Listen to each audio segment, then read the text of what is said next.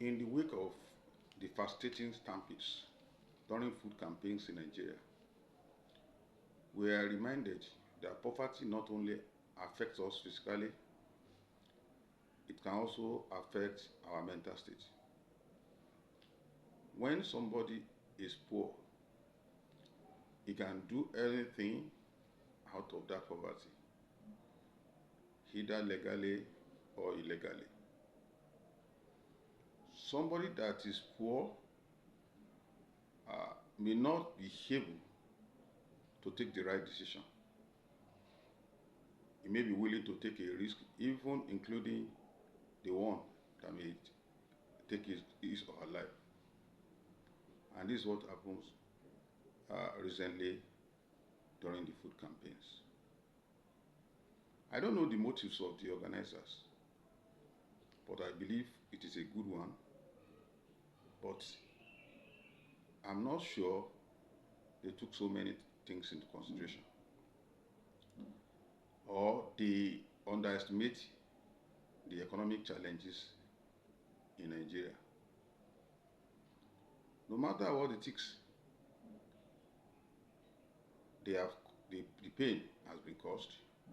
So we can only be looking to how to prevent this kind of things in future. The first thing is that we should take care of the survivors, and then the relatives of those who have lost their lives. I learned some leaders have called for the free treatment of the victims. I believe that they will also include mental health treatment, not only treating those who are maybe injured or wounded. They should also make them to see mental health experts, because this kind of event can leave a psychological scar that may not be obviously present now, but that may be with them for the rest part of their lives.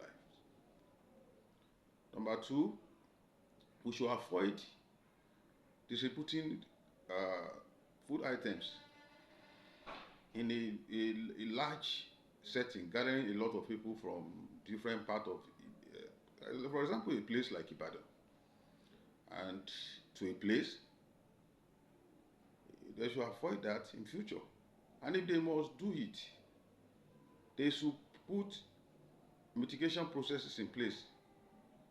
One, law enforcement agencies must be adequately mobilized for crowd management.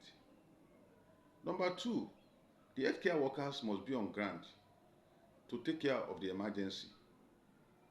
Because I learned that some couldn't even receive care until they took them to nearby hospitals, which was even far from even the center of that place. Some people could have survived if they received help immediately. Number three is that in future, if we want to do things like this, we can do it in different locations simultaneously, so as to prevent large number of people in one place. Number four, we can, if we want to do these kind of things, can also involve the religious and community leaders. They can do these things better. They can distribute these items in a culturally appropriate way. Number five, you can also, there are NGOs that are experienced in distribution of food items. The organizer can partner with them for this distribution to prevent this kind of disaster. Number six, you can even leverage on technology. At this time, we can make people to pre-register, and then to generate a voucher where they can use to go and collect their food items in designated centers. Not necessarily one center, you have several centers where you put those things, and those go there with their voucher and collect their food items.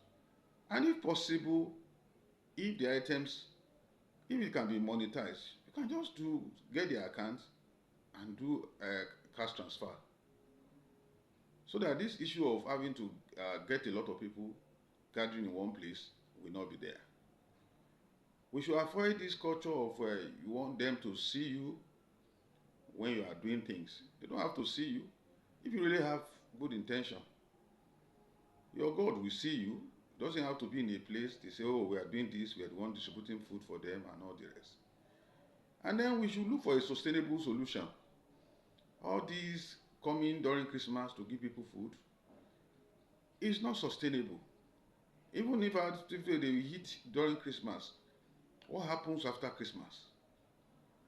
So instead of doing all these things, we can match also this aid with small-scale entrepreneurship. Try to look for people, let them apply, those that need the money, and then monitor them, give them the right training. So that you are not only giving them fish, you are also training them how to fish. So when we do when we do these things together, we can avert that kind of danger in future. While we commiserate with those who are affected by the incident, we pray that God will give them the fortitude to bear the loss. So if this resonates with you, let's discuss on your opinion on how this can be prevented in future. And feel free to share it with others who may also benefit from this video.